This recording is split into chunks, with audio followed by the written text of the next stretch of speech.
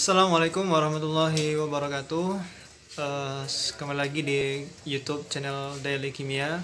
Pada episode kali ini Ustaz akan melanjutkan materi tentang stoikiometri, namun di kondisi yang berbeda karena harus ngevlog di rumah melihat kondisi dari wabah COVID-19 sangat banyak sekali, jadi harus work from home dan social distancing. Jadi harapannya anak Nusa tetap menyaksikan video ini dari YouTube dan belajar lagi. Tetap jaga kesehatan dan jaga ibadah. Sebelum kita mulai, mari sama-sama kita subscribe link channel YouTube Daily Kimia dan like setiap video-videonya. Oke, saya tunggu. Mari kita awali dengan mengucap lafaz basmalah. Bismillahirrahmanirrahim. Kita lanjut ke videonya. Oke, kita masuk ke topik yang pertama tentang konsep mol. Jadi konsep mol ini sebenarnya itu merupakan cara bagaimana kita menghitung jumlah zat dalam sebuah partikel. Ya, kita tahu bahwasanya dalam kimia itu kan ada namanya partikel molekul-molekul besar ya. Misalkan karbohidrat, glukosa dan sebagainya, itu kan molekul-molekul yang sangat besar atau makromolekul. Nah, di dalam makromolekul pastilah namanya ada penyusun-penyusunnya atau disebut dengan partikel-partikel. Nah, di mana partikel-partikel tersebut itu kan jumlahnya nggak hanya 1-2 tapi banyak atau jutaan atau ribuan lah gitu kan. Jadi untuk menyederhanakan dari berapa jumlah partikel suatu zat dalam makromolekul, maka dibuatlah dengan konsep mol. Nah itu ya, jadi konsep mol atau mol itu sendiri itu merupakan satuan dari satuan jumlah zat, ya kan? Karena di kimia itu kan kalau kita ngitung seberapa banyaknya kan luar biasa lama. Jadi untuk menentukan itu dibutuhkanlah konsep mol gitu kan. Jadi jumlah satuan zat, jadi ini satuan jumlah zat ini itu ada kaitannya dengan bilangan Avogadro. Jadi satu mol unsur atau unsur X misalkan itu sama dengan nilainya 6,02 kali 10 pangkat 23 partikel. Nah, ya 6,02. Jadi 6,02 ini merupakan banyaknya partikel dalam satu mol unsur kayak gitu. Nah, jadi 6,02 ini banyaknya partikel dalam suatu mol unsur, atau kita bisa singkat dengan L ya. L ini adalah bilangan Avogadro. Oke. Nah, sudah kita ketahui konsep mol ini. 1 mol sama dengan 6,02 kali 10 pangkat 23. Dengan mengetahui hal ini, kita bisa menentukan atau kita bisa mencari partikel yang ingin kita cari atau yang partikel yang kita hitung jumlahnya berapa. Nah, untuk mencari jumlah partikel itu, maka kita harus membuat sebuah rumus. Nah, rumusnya itu adalah jumlah mol X misalkan sama dengan jumlah partikel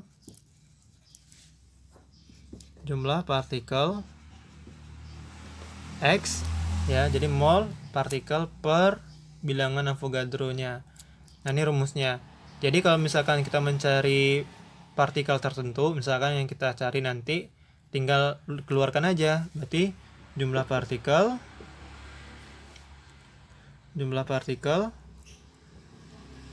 sama dengan N dikali L. N di sini itu merupakan jumlah mol. Oke. Ini rumusnya. Kalau kita mencari jumlah partikel dari rumus yang pertama ini. Oke, bisa dipahami untuk konsep mol. Nah, lanjut ya. Oke, lanjut. Dalam konsep mol itu ada bagian pertama yang harus antum ketahui, itu adalah tentang massa molar. Nah, massa molar ini itu ada kaitan dengan konsep mol yang pertama tadi di bilangan Avogadro. Kita tahu bahwa bilangan Avogadro itu kan nilai 6,02 kali 10 pangkat 23. Itu jumlah partikel yang sudah ketetapannya segitu. Nah, untuk nilai 6,02 itu didapatkan pada unsur atom C12. Berarti dalam satu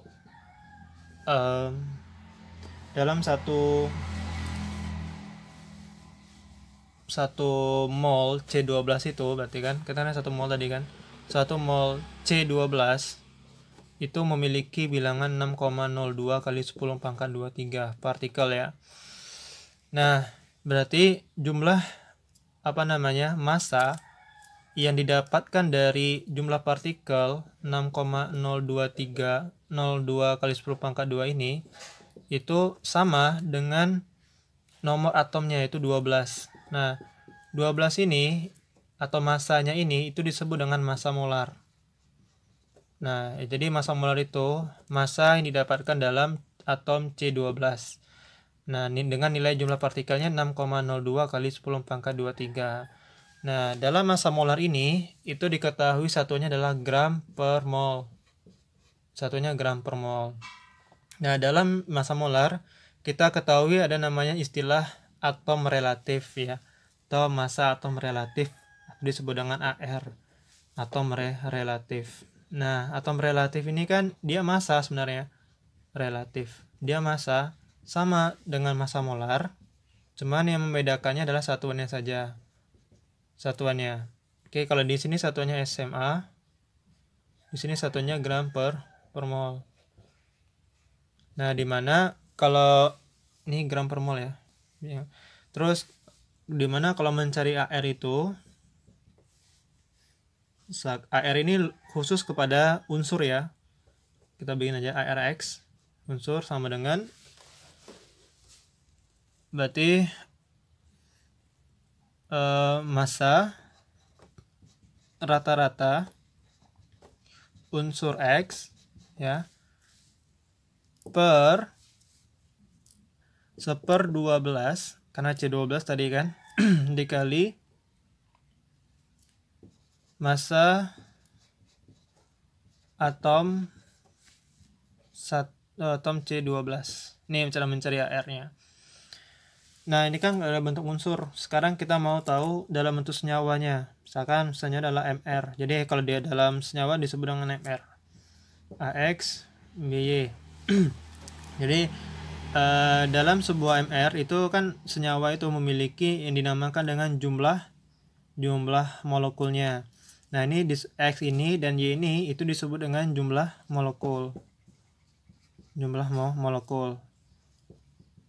Nah, cara mencari MR-nya bagaimana? Nah, cara mencari MR-nya tinggal antum kalikan saja jumlah molekul dikalikan ARA dan ditambah dengan ARB. Jadi tinggal misalkan berarti X atau jumlah molekul dikali dengan AR atom relatif dari unsur A ditambah karena dia ada dua unsur yang berbeda, maka di sini Y dikali AR dari unsur B.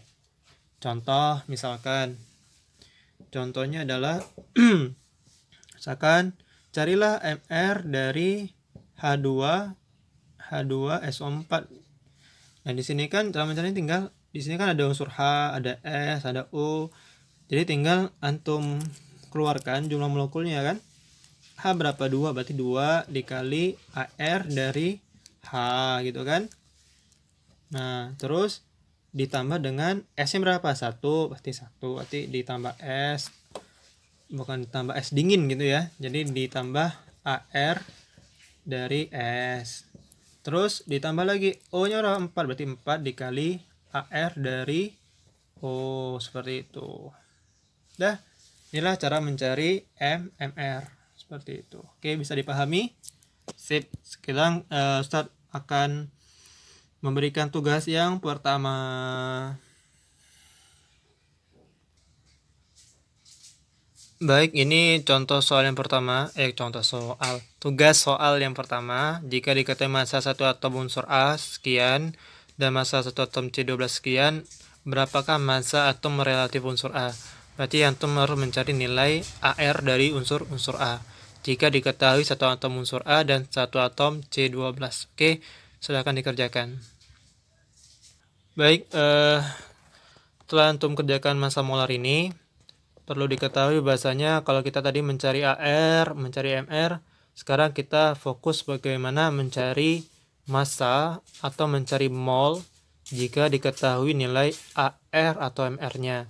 Jadi untuk rumus itu maka rumusnya itu mencari mol dalam massa molar, berarti mol sama dengan nilainya gram per mr. Jadi rumusnya pertama, kalau misalkan ini dalam bentuk senyawa, kalau misalkan dalam bentuk unsur berarti mol sama dengan gram per AR. Jadi kalau kita ketahui AR atau MR-nya, untuk mencari mol bisa atau mencari massa. Kalau mencari massa tinggal gram sama dengan mol kali MR-nya, seperti itu. Ini sama juga. Oke, ini rumusnya, jangan sampai lupa, mol gram per MR. Kita masuk ke yang kedua tentang volume molar gas standar. Oke, yang kedua tentang volume molar gas standar. Nah, di sini kan ada kata-kata standar. Jadi sebenarnya kata-kata standar ini itu diperuntukkan untuk senyawa atau unsur yang berfasa gas sebenarnya. Kita ketahui bahwasanya kalau misalkan dia dalam keadaan fasa solid atau fasa padatan atau fasa cair, itu kan volumenya itu adalah volumenya bisa tetap. Tapi kalau misalkan gas, dia volumenya itu tidak standar, maksudnya tidak tetap, maka dibutuhkanlah yang dinamakan keadaan standar.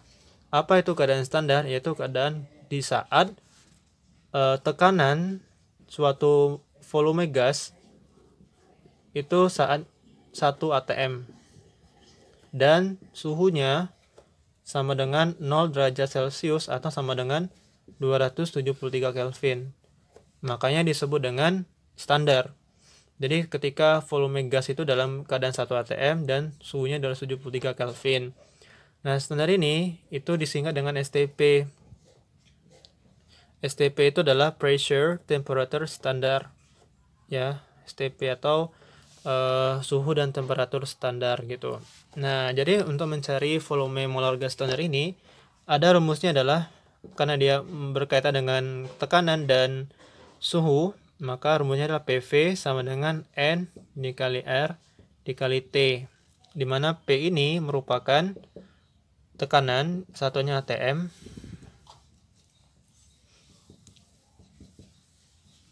terus V atau volume,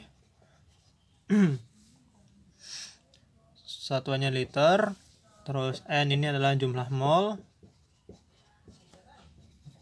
satuannya mol ya, terus R itu adalah tetapan gas, tipu. Oke, tetapan gas. Nah, tetapan gas ini mempunyai nilai yaitu 0,082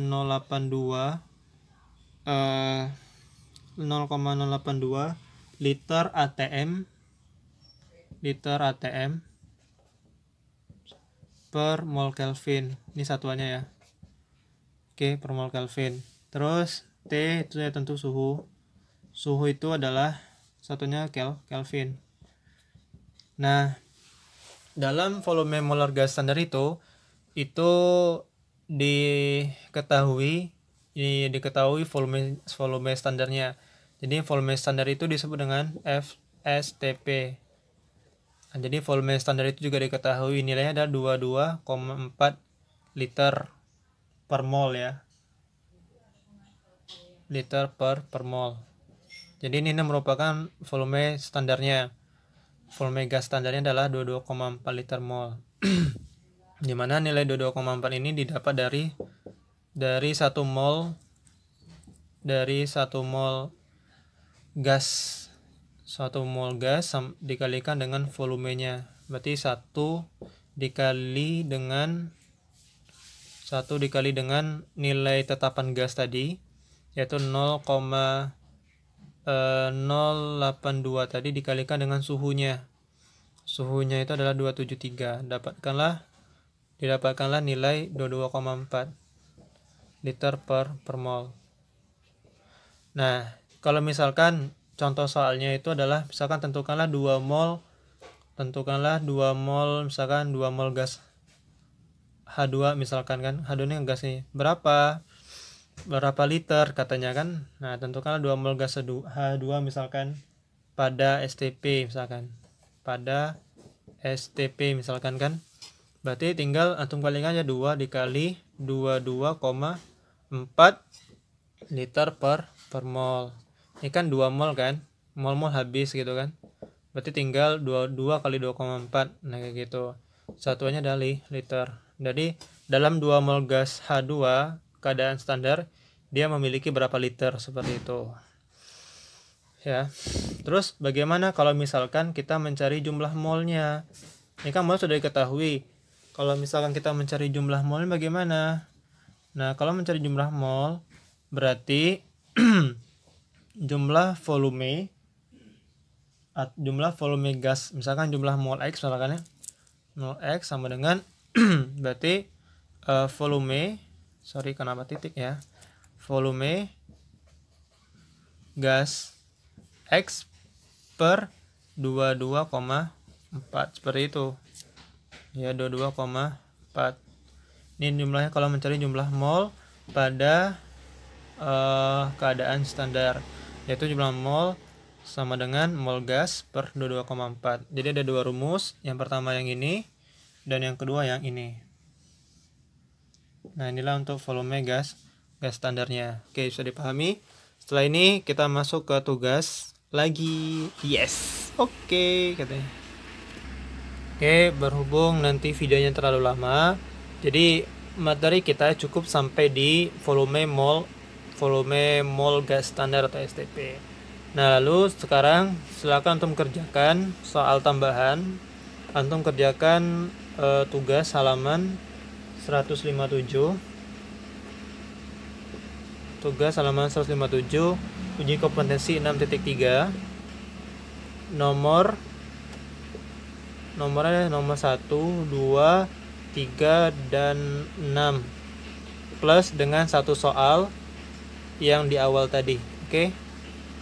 Jadi ada sekitar 5 tugas dan ini silakan untuk angsur sampai hari Jumat khusus untuk kelas 10 MIPA 1 dan MIPA 2.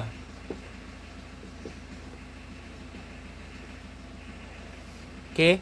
Itu dulu video dari Ustadz pada pagi hari ini. Jangan mengeluh, banyak belajarnya, dan manfaatkanlah waktu-waktu yang tersisa dalam libur ini untuk selalu meningkatkan kapasitas diri kita. Demikian yang dapat saya sampaikan. Jangan lupa untuk men-like dan subscribe dari channel Kimia ini. Oke, kita akhiri dengan mengucapkan lafaz hamdalah, alhamdulillahirabbil alamin. Wassalamualaikum warahmatullahi wabarakatuh.